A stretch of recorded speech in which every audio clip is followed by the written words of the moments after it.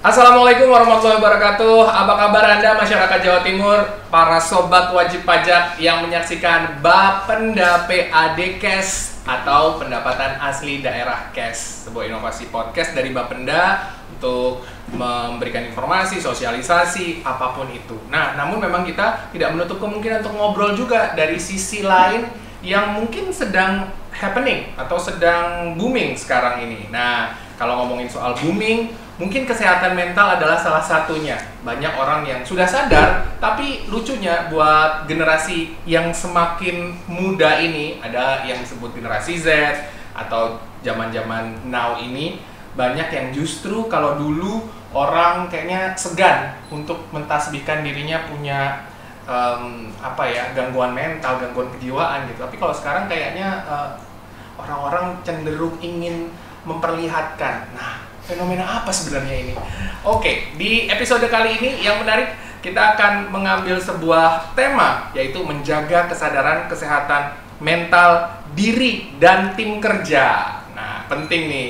Saya sudah bersama 3 narasumber saya yang cantik-cantik. Saya selalu digeruduk sama narasumber yang cantik-cantik, jarang ya pria. Kalaupun pria, pas online waktu itu ya di KKN Desa Penari ya.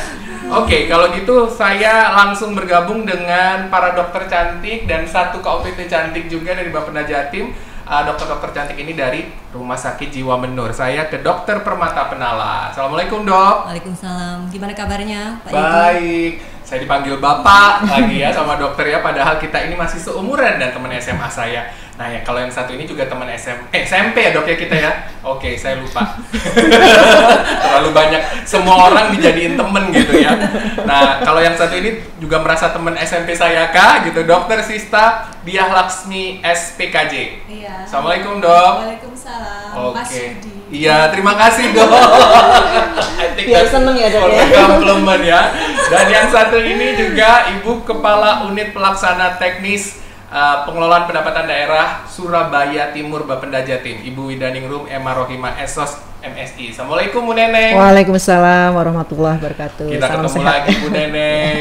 Dan Ibu kita yang cantik ini juga sudah pernah ngobrol, tapi kita ngobrol satu tema yang beda lagi Bu Masalah Neneng, inovasi ya. ya. Kalau kemarin inovasi dari Bapenda Jatim yang banyak sekali. Nah kali ini sedikit tentang bagaimana kita tahu bahwa kita ini keganggu nggak sih mentalnya.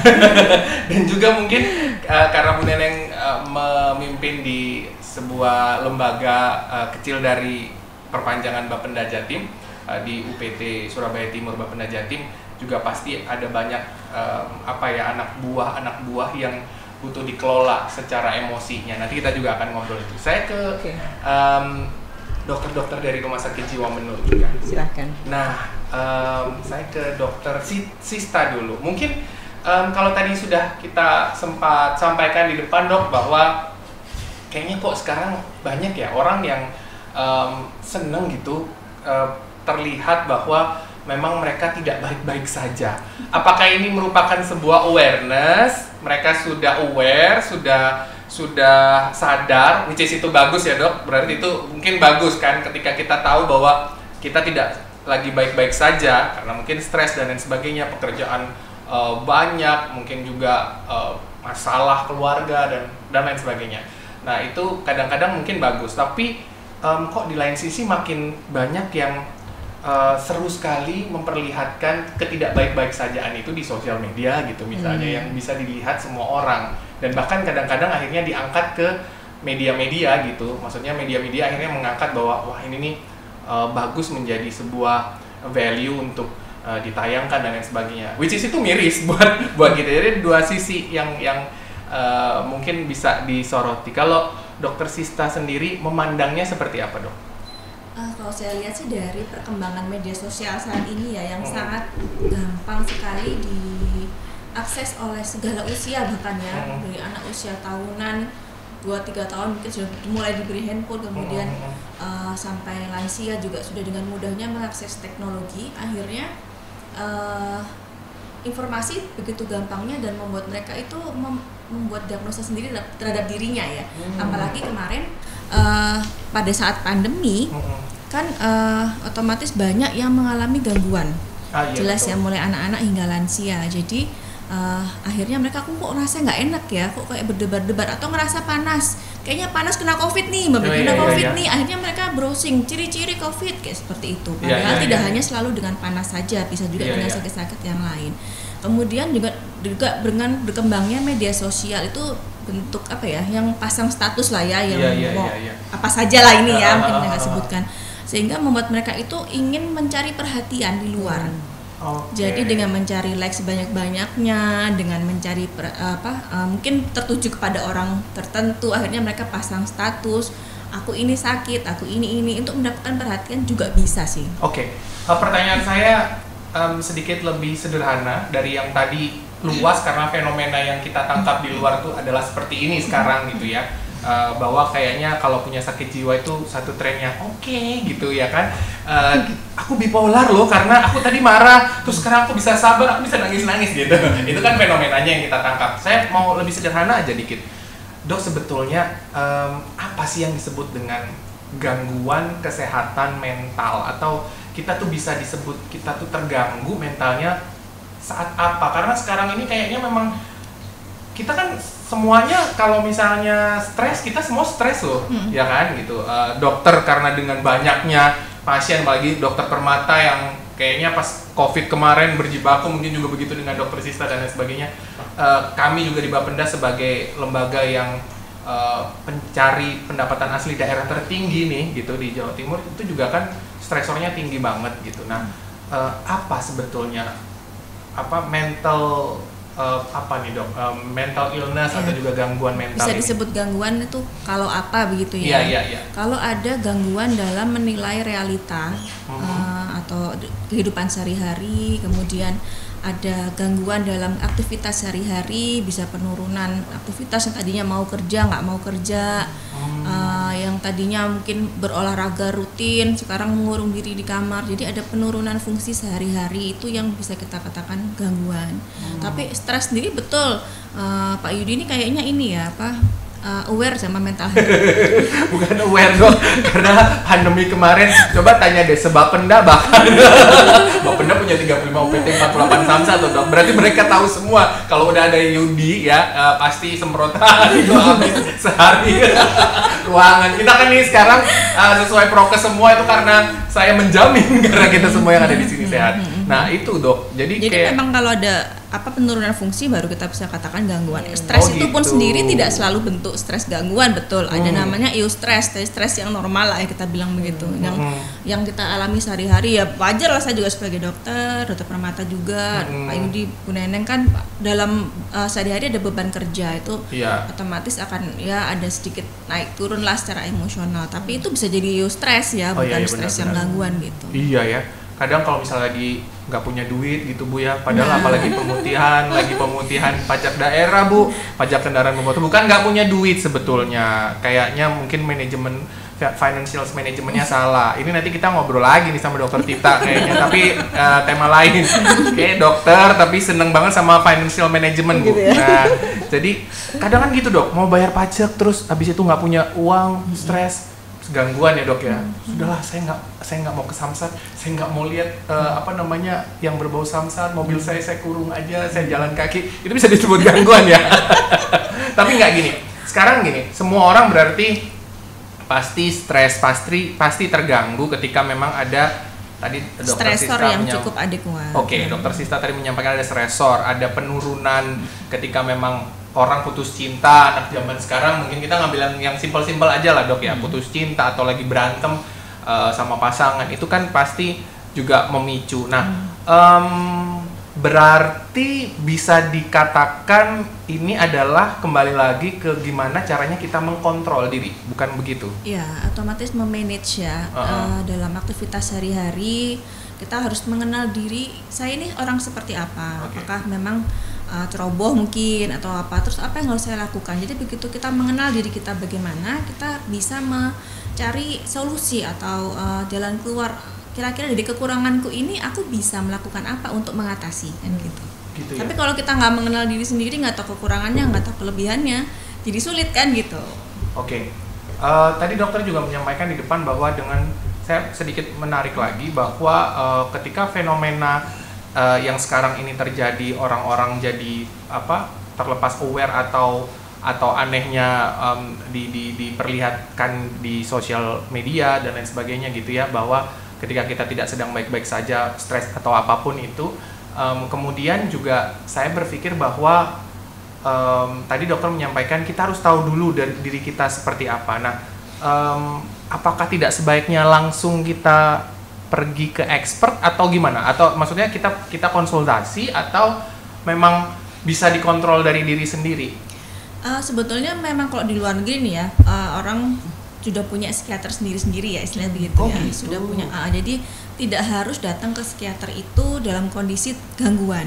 Oh ya, ini sebetulnya. penting nih. Jadi karena kan kadang-kadang orang-orang mikir kalau ke psikiater pasti nanti disangkanya. Kalau di luar udah biasa ya, kalau di sini kan harus ada gangguan dulu baru baru aware untuk datang. Padahal tidak seperti itu. Jadi akan lebih baik kalau lebih awal ataupun sebelum gangguan itu dimulai gitu. Ketika dia ada kesulitan dalam menangani sehari-harinya, bisa dia datang untuk berkonsultasi gitu. Jadi pokoknya begitu memang ada gangguan, berarti cara pertamanya apa nih? Mengkontrol diri sendiri dulu, at least sebelum ketemu konsultasi sama expert. Habis itu baru konsultasi gitu dok. Sebetulnya juga tidak semua orang juga tahu mengenai dirinya itu tadi.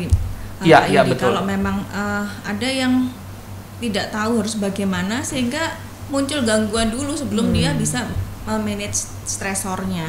Ada kan yang manajemen stresnya itu tidak matur, atau ada yang memang seperti itu. Jadi dia cenderung kalau ada masalah mungkin emosional, impulsif, langsung marah, ada seperti itu. Nah itu kalau sekitarnya terganggu baru deh dia berobat kan gitu. Tapi sebaiknya sih memang sebelum itu terjadi bisa konsultasi kepada expertnya, ahlinya gitu. Dan berarti kalau gitu juga penting orang-orang di sekitar ya, lingkungan dalam hal ini yang paling terdekat lah ya, keluarga ya. Trust no one juga, soalnya kadang-kadang ketika kita temen tuh juga belum tentu gitu. Maksudnya ada yang karena ngerasa nggak enak gitu ya Bu Neneng, Dokter Permata, bahwa kadang-kadang udahlah nanti saya kalau misalnya ngebilangin dia malah dimusuhin gitu, malah diiniin gitu. Memang lingkungan sekitar itu sangat mempengaruhi hal itu ya, mental health itu. Jadi keluarga, lingkungan pekerjaan juga otomatis sangat mempengaruhi pertemanan. Oke, ini penting ya. Jadi berarti harus pilih-pilih, bukan pilih-pilih teman, tapi gimana ya caranya kita tuh tahu bahwa lingkungan kita tuh sehat sama enggak. Nah itu mungkin bisa jadi pertanyaan tuh dok, gimana caranya kita tahu kalau lingkungan ini sehat sama enggak? Apa diri kita sendiri yang tahu, atau ada tolak ukur deh minimal yang secara umum bisa dipakai? Kalau pertemanan atau lingkungan support sistem kita ini baik, ya otomatis akan membawa perbaikan untuk kita lah kan gitu ya. Kalau ini toksik lah kita bilang sekarang ya, zaman sekarang toksik gitu ya, otomatis akan membawa gangguan untuk diri kita. Itu kita kan sudah bisa tahu ya, oh aku kalau sama dia stres, marah, pengen nangis karena omongannya mungkin jahat atau seperti apa lah. Itu kan dia tahu, terus dia terganggu, dia nggak mau ketemu sama orang seperti itu. Itu kan toksik, otomatis tidak membangun. Tapi kalau support sistemnya otomatis ya dia pekerjaan pertemanan juga dengan keluarga kan gitu. Berarti sekali lagi lingkungan itu mempengaruhi, dan bagaimana juga kita mengkontrol diri kita dengan kita tahu dan juga cepat-cepat minimal untuk konsultasi, karena jangan dibiarin lah ya, sehingga itu yang membuat akhirnya kadang-kadang jadi sebenarnya parah, tapi pada akhirnya mereka mendiagnosa diri sendiri gitu. Ada yang mungkin mendiagnosa diri sendiri, ada yang nggak apa-apa, ada yang nggak apa-apa. Nah ini nih, sebelum saya ke Dokter Permata, karena kalau sama Dokter Permata pasti gosipnya di WhatsApp, di Instagram, di sosial media itu gampang gitu saya kalau misalnya sama Dokter Permata. Tapi kalau misalnya boleh ditanyakan ke Dokter Sista, nah ini gimana mereka yang sebenarnya nggak apa-apa, tapi kok ini jadi mereka mentasbihkan diri mereka sendiri ada gangguan ya. Misalnya kayak yang sekarang lagi sangat happening, booming adalah bipolar. Ya, orang menggunakan kebipolarannya katanya, ini kan masih katanya gitu, dengan sudah ada surat dari expertnya gitu mengatakan bahwa bipolar sekarang dirawat di rumah sakit jiwa dan lain sebagainya. Nah, tapi rentetannya karena merugikan lingkungan. Tadi kita ngomong dokter Sista bilang lingkungannya bilang enggak bipolar karena dia bisa menggunakan itu dengan untuk menipu dan lain sebagainya. Gimana tuh dok? Ya memang kepribadian itu kan terbentuk dari pola asuh orang tua ya, otomatis bagaimana pola asuhnya, kemudian genetik, mungkin lingkungan sosialnya mempengaruhi sehingga muncul kepribadian tertentu kita masing-masing punya kepribadian masing-masing. Nah saya nggak tahu apakah Gen Z ini memang banyak karena juga terbantu oleh media sosial yang sangat tinggi sekali perkembangannya, makin banyak yang narsisistik mungkin ya gitu ya, ingin menunjukkan dirinya, mencari perhatian dan sebagainya. Jadi akhirnya dia dengan tanpa ke ahlinya bisa mengatakan bahwa saya sakit gangguan jiwa ini dan ini kan gitu, untuk hanya mencari perhatian. Pasien yang datang pun juga ada yang datang, saya bukan bipolar tuh dok, saya bukan borderline biasanya. Udah gitu duluan padahal baru ketemu. Ya itu loh. Saya bukan ini seperti itu. Dok, tapi aku tuh sering gitu loh. Gampang deh, yang paling gampang sama dokter mata. Zaman pandemi kemarin kan aku membaca aku kok kayaknya ciri-cirinya psikosomatis. Sama dengan aku gitu ya. Itu bahaya. Tapi nggak apa-apa kalau nggak gini nggak seru. Tapi bener dia tidak coba untuk direkayasa agar PADcast atau podcast ini jadi terasa menarik, enggak, tapi ya oke lah, ngambil contoh saya dong. Pada saat pandemi 2 tahun kemarin, di awal pandemi banget tuh kan kayaknya semua orang takut ya. Ketakutan saya mungkin jauh lebih dari takut gitu. Jadi kayak Fobi. Iya, fobia gitu. Jadi kayak kadang-kadang ngerasa padahal kenapa sedikit, jangan-jangan ini ini gitu ya, virus nyolok terus dong, periksa cek swab gitu kan. Waktu itu swab udah berapa ya, mungkin ASN Bu ya, berapa gajinya tahu kan Bu? Kalau habis konsul nggak waktu gitu? Enggak dong. Ya itulah dok ya. Jangan dicontoh ya. Jangan dicontoh. Aku pernah ngobrol sama dokter Permata. Tapi sebatas sebatas mengobservasikan ciri-ciri, maksudnya ciri-ciri konsul lah ya. Ya konsul, tapi ciri-ciri ke COVID-nya kali ya, ke penyakitnya kali ya, lebih ke penyakitnya karena dokter mata kan dokter umum. Nah, waktu itu. Tapi kalau misalnya psikologis tuh saya pernah ngobrol nggak ya? Seingat saya iya sih pernah, cuman memang ya akhirnya yang pokoknya tenang, nggak usah lihat berita gitu-gitu sih waktu itu sarannya. Ya, salah satunya bisa. Gitu ya dok ya. Bisa. Kalau Pak Yudi seringnya ventilasi kalau ke saya, curhat, bener ya itu tadi. Oke. Itu bagus ya. Curhat itu salah satu mekanisme yang bagus. Oke, tapi kembali lagi mungkin ya, curhat jangan kebablasan, apalagi di jam kerja ya Bu. Kalau nggak mau dimarahin sama Ibu KUPT, tolong diingat untuk UPT yang lain yang menyaksikan masyarakat Jawa Timur. Ya oke. Saya ke dokter Permata dulu. Dok, kalau kita ngomong kebetulan Rumah Sakit Jiwa Menur ini kan kalau dari dulu stigmanya pasti dengan ODGJ, orang dengan gangguan jiwa gitu yang ada di situ.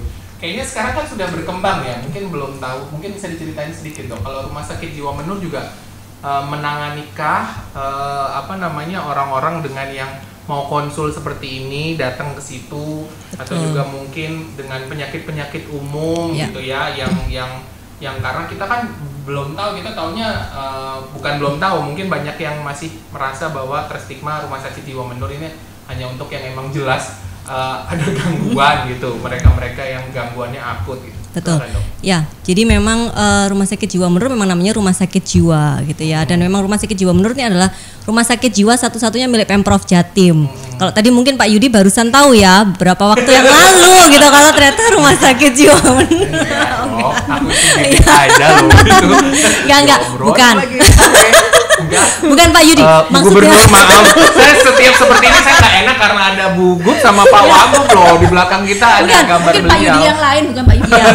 Maksud saya gini. Oke, gimana dok? Banyak orang di luar sana itu kadang nggak ngeh juga, gitu benar, kan, bahwa memang Rumah Sakit Jiwa Menur itu adalah salah satu-satunya rumah sakit jiwa milik Pemprov. Memang begitu gitu. Dan memang kita unggulannya adalah pelayanan jiwa ya, pelayanan jiwa. Tapi memang sekarang seiring seiring berjalannya waktu kita sudah mulai mengembangkan layanan selain jiwa tapi juga ada non jiwa. Kita banyak spesialis lain selain spesialis kedokteran jiwa gitu ya. Ada penyakit dalam, ada paru, ada kulit. Sudah mulai ya? Sudah mulai gitu. Terus ada juga spesialis anak karena kita juga punya layanan unggulan kesehatan jiwa anak dan remaja yang terintegrasi. Kayak gitu. Jadi bisa tuh ke Menur ya? Iya dan juga ada layanan rehab medik ya, ada dokter spesialisnya juga. Jadi kita memang rumah sakit jiwa memang layanan core bisnis ya, layanannya memang jiwa tapi juga kita ada juga layanan yang lain gitu. Dan memang layanan jiwa itu mungkin banyak stigma ODGJ itu yang seperti gelandangan ya atau yang seperti itu. Padahal kan kalau gangguan jiwa itu range-nya banyak ya. Mulai dari gangguan jiwa yang ringan sampai yang berat dan semua itu kan kalau memang tidak tertangani jadi isu yang mengganggu gitu. Jadi memang disinilah kita jadi harus mengedukasi masyarakat bahwa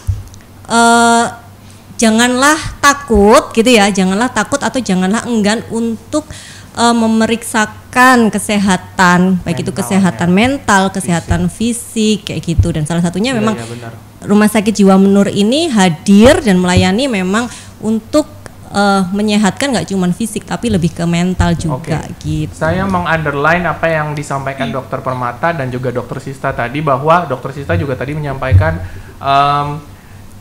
kontrol diri terus cuman sesegera mungkin menemui expert atau menemui konsultasi lah ke yang memang pakarnya gitu ya. Dalam hal ini mungkin ya bisa psikiater, psikolog bisa lah ya untuk di awal-awal gitu, terus atau langsung ke Menur aja. Kalau tadi Dokter Permata menyampaikan bahwa di Menur sudah bisa semuanya, di Rumah Sakit Jiwa Menur sudah bisa mengakomodir semuanya, mungkin fisiknya juga dicek gitu kan gitu. Karena emang iya ya Dok, kan kita tahu tuh mungkin Bu Neneng juga baru, karena Bu Neneng kan memimpin lembaga ya, jadi kadang-kadang takutnya kurang update. Bu Neneng saya sampaikan banyak banget kan artis-artis mungkin luar negeri sih sekarang, cuman kan takutnya amit-amit ya, nauzubillah min dzalik, terjadi di Indonesia gitu, tiba-tiba orang bunuh diri padahal baik-baik saja. Misalnya terjadi di seorang Miss USA baru-baru ini, padahal dia baru nge-host di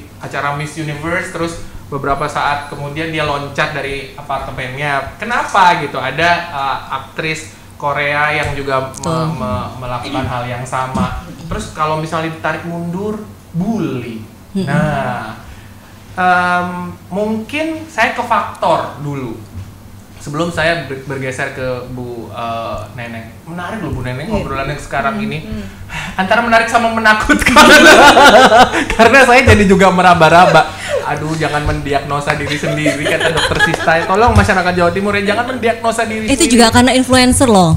Influencer tuh banyak sekali yang sekarang membuat jadi kayak tren. Oh iya. Pertama itu, kedua juga jadi ya orang jadi banyak self diagnose kan, karena influencer itu kan menginfluence ya, mempengaruhi orang kan. Jadi seandainya kalau influencer itu juga seperti itu, jadi otomatis orang akan terpengaruh juga. Oh iya benar. Jadi Pak Yudi sebagai influencer, selebgram. Nauzubillah, dan kalau saya ngomong influenza, amit-amit ya, takut nanti kalau di swab ya. Enggak, saya sehat-sehat aja ya Allah. Jadi memang betul yang disampaikan Dokter Permata, karena sekarang itu kayaknya semua orang hamba konten, mending kontennya seperti Bapenda Jatim dong, dan juga kayak Rumah Sakit Jiwa Menur gini, kolaborasi konten, ngobrol yang bagus, ya kan, sambil minum madu jahe dari Madu Nusantara ya Dok ya, gitu. Nanti kita minum bersama-sama nih, ini menyehatkan, nggak bikin jadi kita pengen ngonten macem-macem sampai akhirnya lihat nggak sih Dok di sosial media beberapa waktu lalu ada di Riau gitu, di kebun binatang Riau ada orang loncat ke kandang orang utan yang ditarik-tarik itu ditarik akhirnya kan sama orang utan, dan di situ dibilangin bahwa gigitannya orang utan itu lebih dari berapa kali lipat dari Doberman, dari anjing Doberman. Bayangin itu kalau digigit terus nggak ini, terus dia putus lagi kan. Iya, karena hamba konten sekarang itu. Oke, saya ke Dokter Sista dulu sebelum bergeser ke Bu Neneng. Dok, faktor Nah, faktor tadi sudah disebutkan sedikit di awal, ada faktor lingkungan. Kemudian tadi Dokter Permata menyampaikan faktor juga, ya sebetulnya itu juga lingkungan ya dok ya, apa yang mempengaruhi kan orang mau ngasih influence yang ini aku berhentiin truk tiba-tiba dia pasti akan ini, enggak, yang ada adalah almarhum karena dia kegiling sama truknya kan mati kan, itu yang di sosial media. Maaf ya saya menggunakan kata-kata kasar karena ya entahlah ya, netizen kita ini mungkin harus nggak dikasih internet aja kali dulu. Nggak dikasih gitu. kuota. Nggak dikasih, jangan dong, nanti kita nggak bisa podcast. Jangan dong, nanti Bapak Najatin juga nggak bisa bekerja ya Bu ya, kita kan sama internet kan sangat ini. Oke, faktor apa lagi sebetulnya? Betul, kalau saya tadi menarik ya masalah bullying ya. Masalah bullying sendiri ini ada yang sebagai pelaku, korban, dan pelaku korban. Pelaku sendiri ini pun harus kita telisik ke belakang. Apakah dia dulunya korban sehingga menyebabkan dia menjadi pelaku. Jadi memang bullying itu merusak ya, istilahnya merusak seseorang atau suatu lingkungan tertentu yang bisa menyebabkan gangguan psikiatri gitu. Nah kemudian menarik juga tadi yang masalah bunuh diri ya, suicide itu. Harus kita waspadai kalau sudah ada calling for help, apapun bentuknya. Calling for help ini mungkin kita bisa terjemahkan dok, karena mungkin masyarakat Jawa Timur ada yang misalnya aku kok kayak udah nggak ada hasrat hidup sih gitu, aku kok kayaknya mati aja enak kali ya gitu. Iya. Seperti itu kadang-kadang kita teman seperti itu, apa saja lo ngomong ini, karena seperti itu meremehkan atau dianggap bercanda. Tapi pada orang tertentu itu suatu panggilan bantuan, tolong aku nih sedang putus asa, aku nih butuh bantuan. Gitu ya. Itu serius loh ya. Iya, jadi kita harus ketika teman ngomong seperti itu kita harus lihat anak ini lagi ada apa, atau mungkin bisa bertanya kepada teman terdekat yang lain sehingga tidak sampai terjadi seperti itu gitu. Oke. Ada ini, ya dok silakan. Menyambung Dokter Sista, ini promosi lagi. Menur itu punya layanan telekonsultasi psikologi, dan itu gratis ya. Ada ini kontak center ya? Ada, nanti kalau memang mau ini di Instagramnya Rumah Sakit Jiwa Menur ada tuh. Namanya Ojo Bingung gitu. Ojo Bingung. Iya. Kita catat Bu. Jadi apalagi kan kalau Bapak Najatin sama Rumah Sakit Jiwa Menur hanya jarak beberapa meter ya Bu ya. Tapi ini telekonsultasi Pak. Iya sih, gitu, bisa telekonsultasi. Ya. Jadi biasanya kalau enggan mau langsung datang ke psikolog ya. Ini kalau ini telekonsultasinya psikologi ya, jadi sama psikolog ya. Jadi memang untuk awal bukan konseling tapi ya konsultasi gitu awal.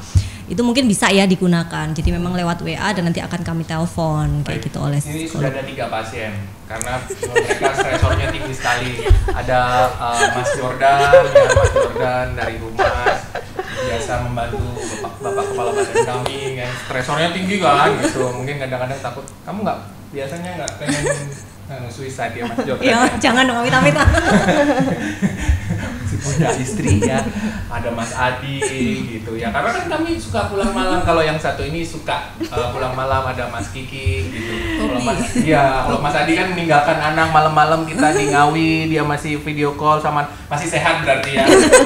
Maksudnya ketahanan mentalnya masih bagus. Masih bagus bahwa tahu bahwa bisa video call ya, daripada dia stres sendiri. Oke, berarti calling for help. Ya, ngapunten masyarakat Jawa Timur ini bahasanya mungkin bukan ke Inggris, tapi memang ini tuh panggilan penting karena biasanya buat kita yang merasa sudah tidak baik-baik saja, beneran tidak baik-baik. Karena saya punya temen dok, kalau pas nonton ini saya takut lagi baru. Saya tadinya ini Bu, menurut saya nih yang ada mental disordernya ketika orang sudah tahu sekarang menjadi aparatur sipil negara, kadang-kadang suka kalau misalnya lihat Instagram kurang bisa move on. Kadang kalau misalnya lihat teman, dia MC dengan mantan klien,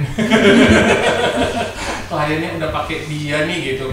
Tapi ternyata beberapa saat yang lalu baru saya feel gitu ya dok ya, baru saya feel seperti itu. Ternyata kita tidak pernah tahu Tuhan itu sawang sinawang nek carane wong Jawa.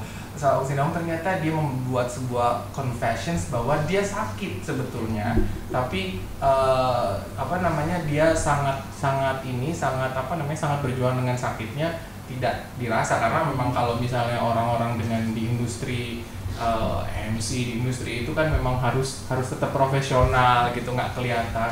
Sementara mungkin dari fisiologis kelihatan kurus dan lain sebagainya. Dan itu kalau curhat di sosial media gimana, Dok? Saya juga sempat ngerasa gini, akhirnya saya WhatsApp gitu. Banyak soalnya ya, banyak soalnya seperti itu menyampaikan isi hati di medsos. Habis saya feeling Bu Neneng, terus habis itu kok ke medsos ya gitu loh. Bikin live Instagram untuk konfirmasi bahwa dia tidak baik-baik saja. Saya nggak pengen pakai bahasa Inggris, takut tahu kalau subjeknya beliaunya laki-laki atau perempuan. Coba mungkin saya sedikit cross check ke Dokter Sista, gimana tuh? Boleh tuh? Dok, kita harus lihat dulu tujuan dia curhat di media sosial itu apa kan gitu. Apakah dia memang hanya sekedar cerita ataukah dia mencari tujuan tertentu ya, secondary gain yang kita tidak tahu apa. Kalau memang kita juga harus telisik lagi, jangan-jangan dia tidak ada teman curhat. Kita harus cari tahu. Kalau memang seperti itu, kita kan harus mencarikan atau membantu lah istilahnya, mungkin mencari kamu teman cerita bisa banyak deh ke sini. Tapi kan kadang-kadang ada yang nggak ini ketika sudah betul. Seperti itu tuh saya dengar kamu curhat, tapi saya belum tentu mendengarkan. Iya benar. Begitu. Jadi kita harus cari tahu kenapa ini, jangan-jangan nggak ada teman curhat dan apakah kita dapat solusi dari media sosial itu. Kita kembalikan itu ke yang mencurhat tadi kan gitu. Deg-degan. Makanya Dokter Permata berarti langsung konsul ke Menur gitu ya, Dok ya. Ada tadi di Instagramnya ya, Dok. Apa nama inovasinya? Ojo bingung. Ojo bingung. Ojo bingung. WA lo ya ke sini. Ojo bingung. WA ya, itu bisa WA. Layanan sih. WhatsApp ya, Dok ya. Oke, layanan WA. Oke.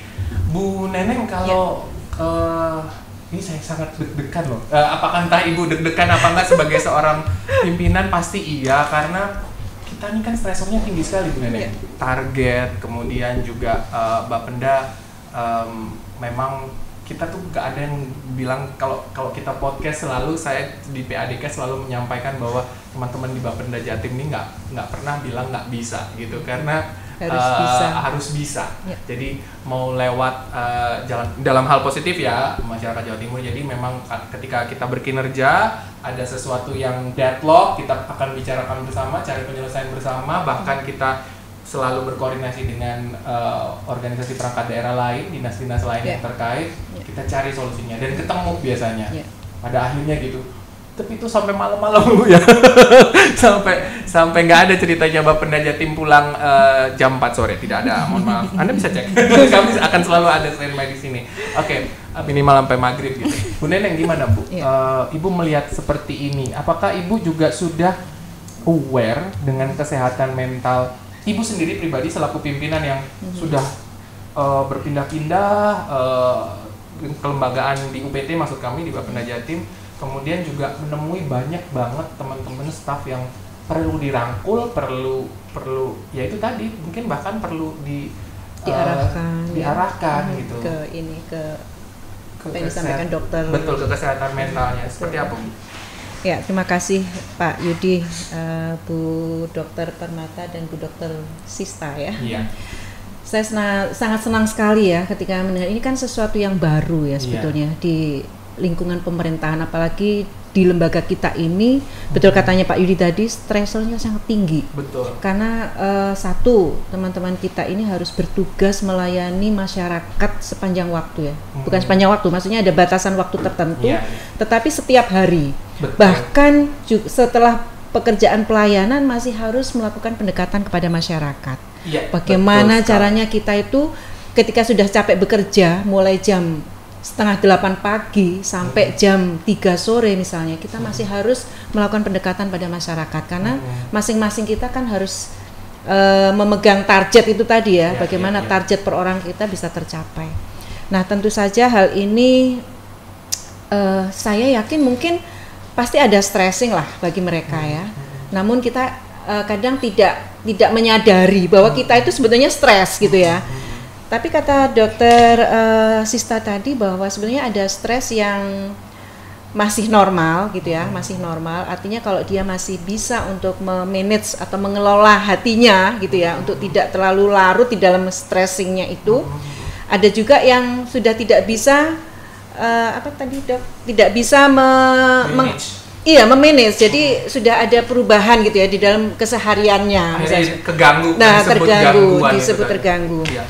Namun demikian, saya rasa kalau misalnya memang ada fasilitasi terkait dengan ya semacam konsultasi apabila kita tidak merasa baik-baik saja, ini luar biasa ini Rumah Sakit Jiwa Menur ya. Informasi ini sangat penting bagi masyarakat secara umum. Betul. Bahkan untuk ASN seperti kita yang memiliki beban kerja yang lumayan berat ya, itu bisa dimanfaatkan dengan baik. Dan ini sekaligus nanti akan saya sampaikan pada staf saya. Karena ASN juga manusia, baik-baik aja juga ya. Iya Bu ya. Iya betul. Saya sendiri sebagai unsur pimpinan ya di level manajer ke bawah ini, sebagai seorang pengawas yang ditugaskan juga tidak hanya di satu tempat ya. Saya juga berkeliling gitu ya. Pertama di Nganjuk, kemudian di Probolinggo, kemudian di Malang Utara, dan sekarang di Surabaya, dan sebelumnya sudah juga di badan ini mulai dari bidang pajak, bidang pendapatan lain-lain. Udah keliling-keliling ya, Bu ya. Menemui banyak hal yang terkait dengan stres itu sendiri ya. Jadi kadang-kadang kalau kita dibebani tugas itu sebetulnya itu juga stres, tapi kita tidak menyadari. Kadang-kadang juga ya, karena satu ya mungkin kita merasa baik-baik saja. Kedua mungkin takut terhadap stigma. Kalau aku misalnya konsultasi nanti dikira aku gila gitu misalnya seperti itu. Tapi sebenarnya kan tidak seperti itu. Iya. Jadi ada stres yang normal yang bisa diantisipasi, ada stres yang tidak normal atau sudah berupa gangguan. Jadi ini penting harus kita ketahui. Artinya mungkin yang mendengarkan ya, bagi teman-teman ASN juga termasuk saya ya, ini bisa memanfaatkan konsultasi ini apabila memang dirasa tidak baik-baik saja seperti itu. Ojo bingung tadi ada WhatsApp-nya di Instagram-nya Rumah Artinya Sakit. Fasilitas ini kan tidak diperuntukkan untuk mereka-mereka yang memiliki gangguan berat kan. Jadi kalau misalnya kepengen ngomong-ngomong atau curhat gitu ya. Sebagaimana tadi curhat kan, mungkin tidak ada teman diskusi, tidak ada teman curhat, sehingga mengumbar semua perasaannya itu di medsos. Apakah juga masuk gangguan mental juga mungkin ya. Jadi saya kira bolehlah kalau Pak pimpinan kita menyampaikan itu harus secara bijaksana ya. Betul. Mempergunakan medsos. Jadi dari tayangan ini minimal mungkin untuk seluruh pimpinan lembaga UPT misalnya, juga dengan lembaga kita tercinta Bapenda Jatim, akhirnya jadi terbuka bahwa atau juga bukan hanya Bapenda Jatim saja, OPD Jawa Timur ataupun masyarakat Jawa Timur, bahwa kita sadarkan kembali ini bisa menyerang siapa saja. Kita tuh sebetulnya punya arah ke sana. Kemudian juga belum lagi dengan karakternya masing-masing yang kadang-kadang seperti tadi disampaikan Dr. Sista, macam-macam ya orang ya. Kemudian juga dengan masa lalu ya, kalau katanya Mbak Inul masa lalu bukan masa ya itu masa lalu yang memang emang harus kita move on, tapi kadang-kadang ada tuh masa lalu yang membekas dari sisi seperti Dokter Sista sampaikan, pola asuh, nggak pernah tahu karena mungkin orang tuanya keras mendidiknya biasanya gitu.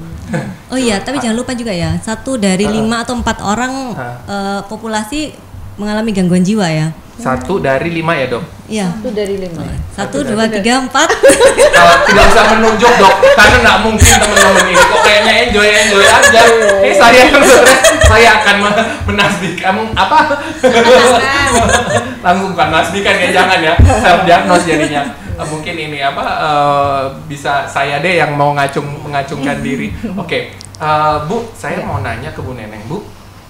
Kan kalau misalnya pimpinan wanita biasanya mungkin lebih ini ya, lebih berbeda dengan pimpinan pria yang lebih saklek, lebih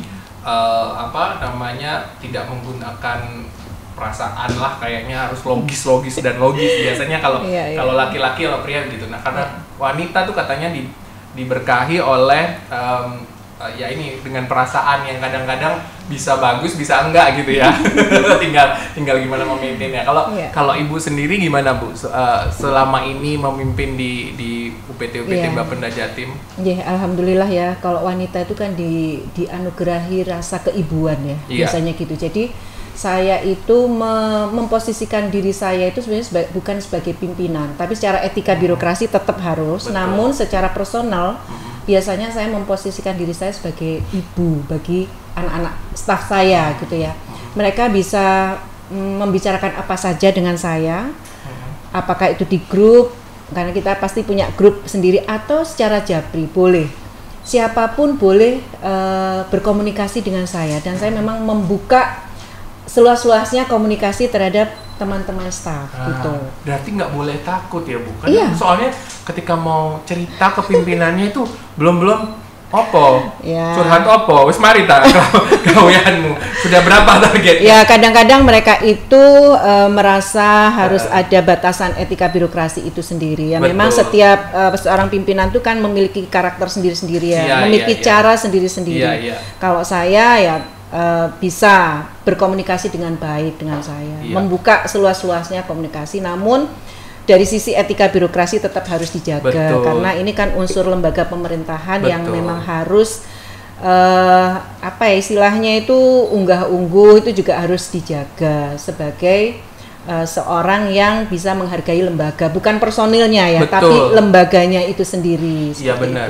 Jadi intinya adalah sebenarnya berlaku buat apa saja sih, lembaga apa saja, bukan lembaga pemerintahan saja gitu ya Dok, karena kita kebetulan ASN, tapi penting buat permisi meskipun pimpinan kita sudah baik gitu ya, terus habis itu akhirnya kita curhat terus sepurannya ya kan gitu kan, akhirnya itu yang membuat kita kadang-kadang sampai jam 10 malam gitu curhat jam 12 curhat atau enggak sedikit-sedikit masuk Bu permisi gitu, sekali dua kali mungkin oke gitu ya, tapi kalau berulang kali mungkin ya jengah juga enggak. Tapi yang paling penting adalah ya mungkin itu tadi, mungkin kalau misalnya itu udah merasa tidak baik-baik saja, berarti kan kalau ngobrol 1, 2, 3 kali kayak Dokter Sista sampaikan tadi, mungkin bisa jadi mendengarkan, tapi yang partner curhatnya juga nggak tahu harus mesti gimana, mungkin bisa jadi seperti itu, atau memang ya udah nggak sefrekuensi gitu nggak sih Dok bahasanya zaman sekarang, berarti mending ke expert, mending ke pakar sudah gitu. Yang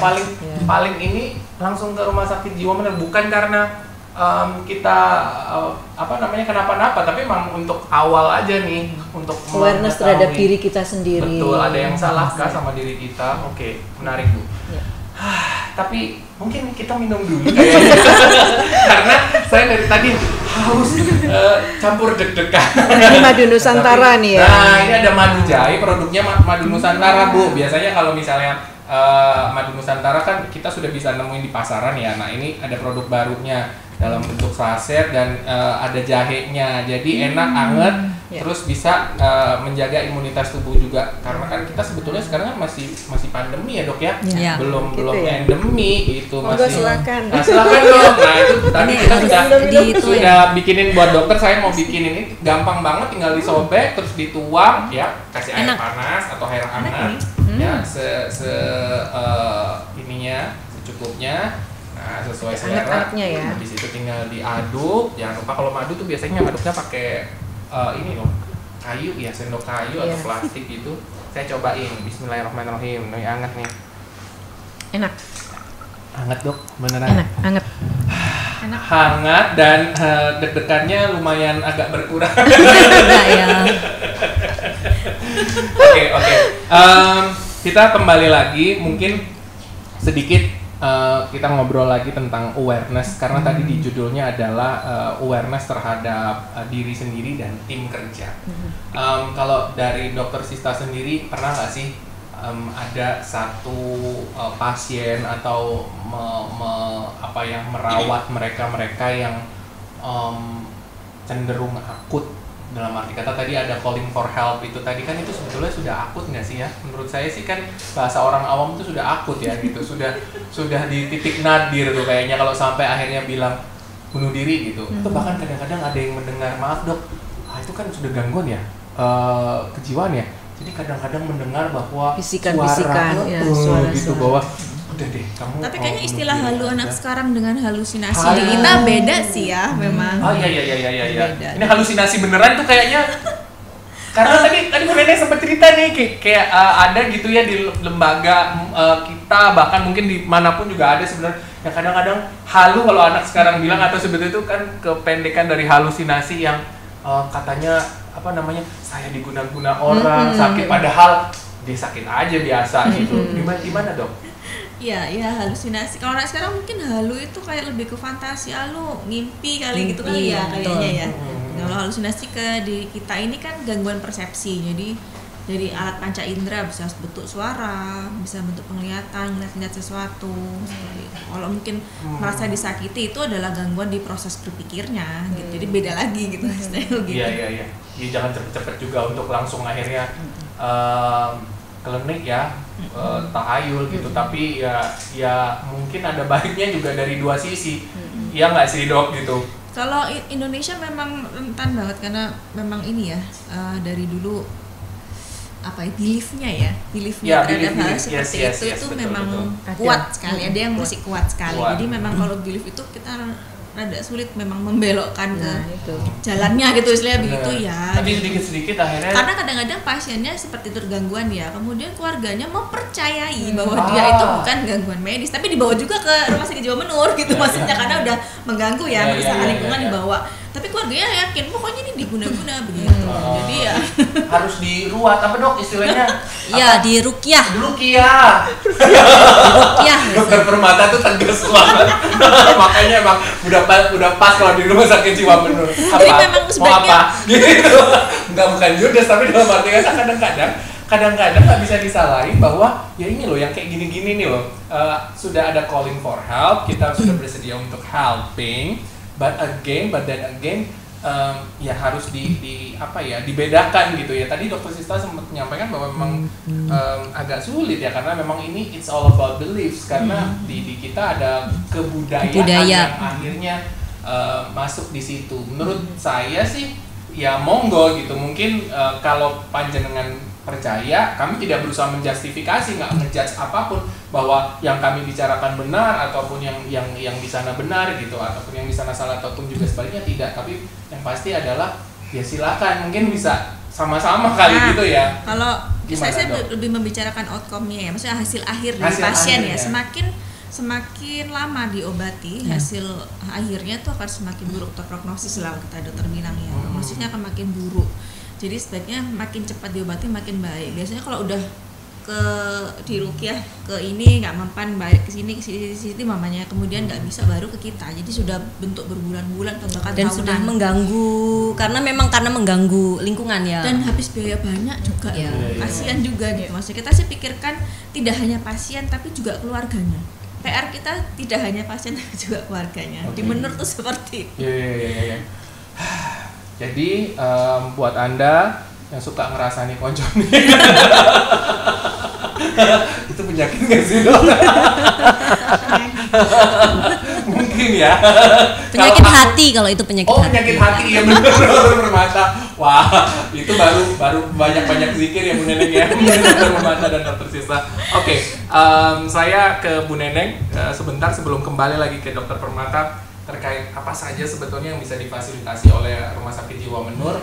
Sebelum kita menutup perbincangan yang pasti ini nggak akan ada habisnya, tapi paling tidak nanti kita bisa ngambil added value dari sini. Bu Neneng, mungkin ini nggak sih kalau Bu Neneng sendiri ya, kalau sepengalamannya Ibu atau adakah yang cukup mengganggu selama ini ketika Ibu memimpin dan apa yang biasanya Ibu lakukan pertama kali untuk memanage? Nah, saya belajar kepada Ibu ya kan. Iya, gitu, kita ini kan selain berhadapan dengan masyarakat juga staf kita sendiri ya. Kita ini tugasnya adalah pelayan masyarakat. Betul. Tapi kita harus lebih intens dan lebih fokus pada staf kita sendiri, anak-anak kita sendiri ya. Kalau saya membahasakan mereka tuh anak-anak saya gitu ya, karena mereka itu kalau mereka sehat, mereka baik, maka tugasnya juga akan baik. Seperti itu, persepsi saya seperti itu. Tapi ada kalanya memang setiap manusia ini kan pasti punya permasalahan ya. bagaimana caranya kita berbicara. Memang ada beberapa yang cukup memprihatinkan gitu ya. Jadi langkah yang saya lakukan adalah memanggil gitu ya, mengajak bicara dari hati ke hati, kemudian memotivasi gitu ya. Ya memang ada yang langkahnya terus positif gitu ya, tapi ada juga yang sepertinya sudah putus asanya itu udah bertahun-tahun gitu ya. Jadi agak sulit untuk mengembalikan lagi ke arah yang positif gitu. Biasanya kalau sudah seperti itu Ibu apa yang Ibu lakukan? Ya kami konsultasi ke kantor badan, karena di kantor badan pun kan juga ada bidang pengendalian dan pembinaan seperti itu. Langkah apa yang harus kami lakukan seperti itu. Konsultasi tetap ke lembaga bidang yang di atas kami untuk bisa apa kira-kira yang bisa kita lakukan terhadap personil ini seperti itu. Bahkan mungkin obrolan kita jadi ada sebuah solusi baru ya, bahwa nanti bisa nih ya, kerjasama sama teman-teman rumah sakit jiwa menur, mungkin terjadwal harus berapa kali untuk bisa banget ya. Bisa. Kita kan juga menerima BPJS dong. Oh, oke. Jadi kalau ASN kan difasilitasi oleh BPJS. Terus kalau misalnya yang menengah ke bawah Dok, nah langsung simultan nih saya ke Dokter Permata Penalar. Kalau yang menengah ke bawah ini kan pada banyak yang nanya, yo mas nek sing duit mah enak langsung ke rumah sakit jiwa menur, tapi gimana buat kami yang mungkin di kalangan bawah, termasuk tadi yang Dokter Permata sampaikan kan memang betul masih banyak yang mereka akhirnya menggelandang Dok. Ya itulah kan ya kita pemerintah kan hadir untuk masyarakat ya.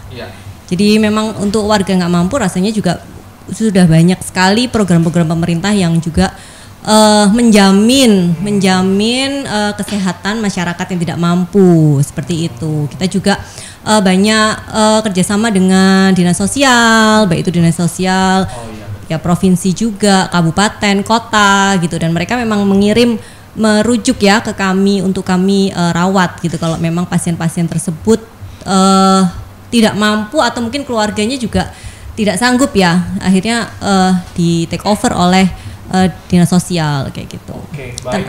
Tapi yang pasti akan ada selalu solusi. Rumah Sakit Jiwa Menur siap untuk menampung ya apapun yang mungkin di awal bisa men-screening, bisa ngobrol lewat Ojo Bingung ya Rumah Sakit Jiwa Menur lewat kanal itu. Kemudian juga kami di Bapenda Jatim ini juga belajar lagi ya Bu ya, bahwa memang ternyata kesehatan mental penting.